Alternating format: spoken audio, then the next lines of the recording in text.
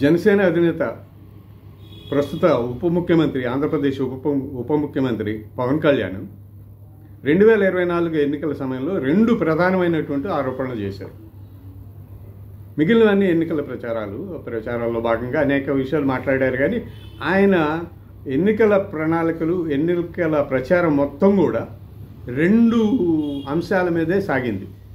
మొదటిది సుగాలి ప్రీతి, కర్నూలు జిల్లాకు చెందిన యువతి రేప్ మర్డర్, ఆ కేసుకు సంబంధించి. ఇది 2017లో చంద్రబాబు నాయుడు గారు ముఖ్యమంత్రిగా ఉన్నప్పుడు జరిగిన సంఘటన.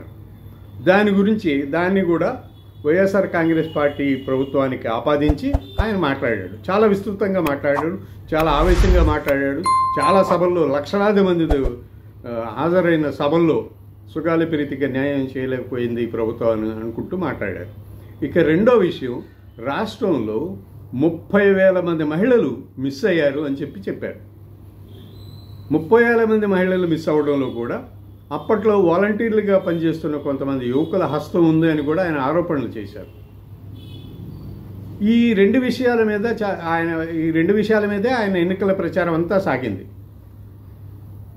ఇప్పుడు గెలిచిన తర్వాత 15 నెలలు అవుతుంది, అధికారంలోకి వచ్చారు. ఆయన ఉప ముఖ్యమంత్రి అయి కూర్చున్నారు. ఈ 15 నెలల కాలంలో ఈ 2 అంశాల మీద ఆయన తీసుకున్న చర్యలేంటి? ఏ ఒక్కట అంశంలోనైనా ఆయన ముందుకు వెళ్ళగలిగారా? ఆయన చెప్పిన విషయాలే కదా. సుగాలి ప్రీతి కేసుకి న్యాయం జరుగుతుందా? ఇప్పుడు కేసు సిబిఐకి వెళ్తుందా? సాక్ష్యాలు తారుమారు చేశారని మాట్లాడారు ఈ మధ్య అధికారంలోకి వచ్చారు. సాక్ష్యాలు తారుమారు అయ్యాయంట అని చెప్పి. సాక్ష్యాలు తారుమారు అవ్వడానికి అది ఎప్పుడు జరిగిన సంఘటన? ఎప్పుడు ఎవరు ముఖ్యమంత్రి? చంద్రబాబు నాయుడు గారు కదా. 2017లో జగన్మోహన్ రెడ్డి వచ్చింది ఎప్పుడు? 2019లో. అంటే 2017లో సంఘటన జరిగిన తర్వాత 2 సంవత్సరాల పాటు చంద్రబాబు నాయుడు ముఖ్యమంత్రిగా ఉన్నప్పుడు సాక్ష్యాధారాలు తారుమారు అయ్యాయా? లేకపోతే జగన్మోహన్ రెడ్డి వచ్చిన తర్వాత సాక్ష్యాలు తారుమారు అయ్యాయా? ఇది చెప్పాలి కదా.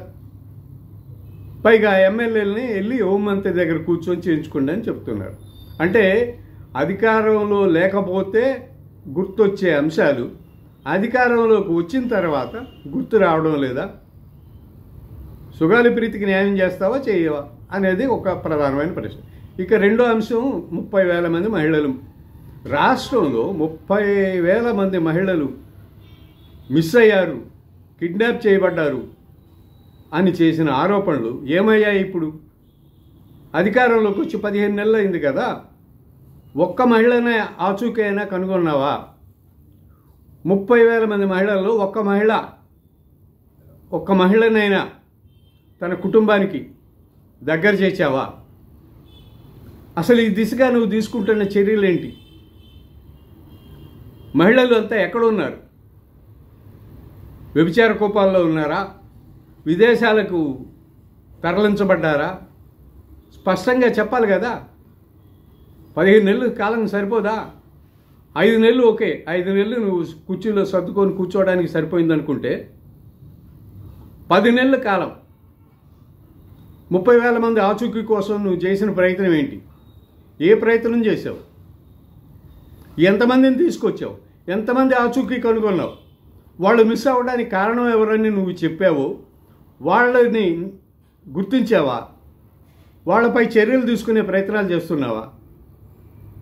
అంటే ఎన్నికలకు మాత్రమే పనికొస్తాయా ఈ ఆరోపణలు? అధికారంలోకి వచ్చాక ఇవి ఏమేమి గుర్తుండవా? కానీ ప్రజలు గుర్తుపెట్టుకున్నారే. నువ్వు ఆవేశంగా ఊగిపోతూ రెచ్చిపోతూ పెద్ద గొంతుతో అరిచేసిన సందర్భాలన్నీ ప్రజలు ఇప్పుడు గుర్తు చేసుకుంటున్నారే. అడుగుతున్నారు, ఏరి ఆ 30,000 మంది మహిళలు, వాళ్ళ ఆచూకీ ఏది అని, వాళ్ళు కనిపించకుండా పోవడానికి కారణం ఎవరు అని అడుగుతున్నారు. వీటికి సమాధానాలు చెప్పాలి కదా. ఈ రెండిటికి 1.5 ఏడాది అయిపోయింది కదా అధికారంలోకి వచ్చి. ఈ 2 ప్రశ్నలకు సమాధానాలు పవన్ కళ్యాణ్ చెప్పాలి. ప్రజలు నిలదీస్తారు. ఇప్పుడు కాకపోతే రేపు ఎన్నికల్లోనైనా నిలదీస్తారు. ఇప్పుడు చెప్పి తప్పించుకోలేవు.